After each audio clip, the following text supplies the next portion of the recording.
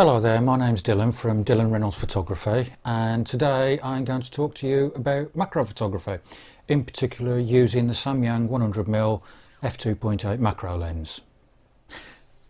This is the Samyang 100mm macro lens. It is the F2.8 100mm ED UMC macro. It goes up to 1:1, which is life size on a full frame sensor. It will focus down to infinity as well, so also makes a very good portrait lens, so it's a twofer. The thing that impresses me about this lens is the build quality, the image quality, and the value for money. I mean, they are exceptional lenses for the money. Everything about it is positive. The barrel for altering your size and magnification, nice and smooth but positive. The aperture ring has a nice positive clip to it and will stay in place, unlike some other lenses that I can actually think of. And the glass itself is, well, it's second to none. It really is a really good lens, a really good all-rounder when it comes to macro. And I will say from the outset, this is not a paid promotion. I actually use this lens for my own macro photography, amongst others, but it is my primary go-to macro lens. Other equipment I use in my macro photography include a tripod, which my camera is mounted on at the moment to do this video, so I can't show you that. But when I am using the tripod, I will also use a focusing rail.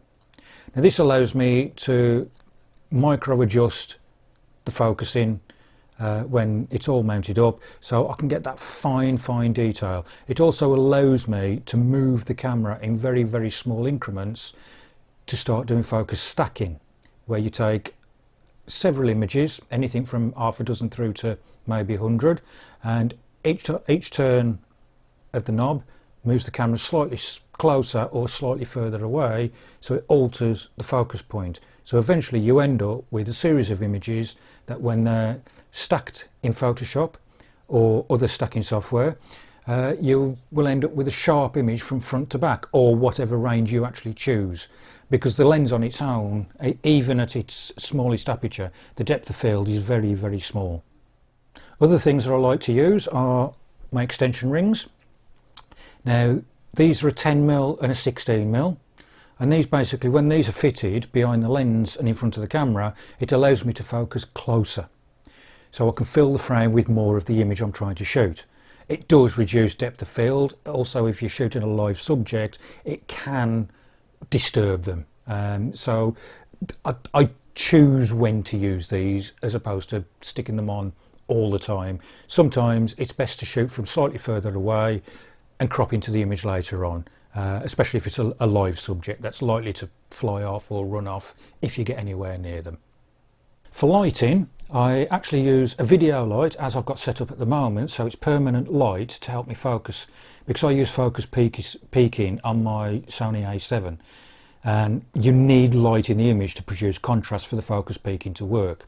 And what the focus peaking does is it lights up areas in another colour, i.e. I use red, when a particular part of the image is sharp, and that's when you can shoot or press the shutter button.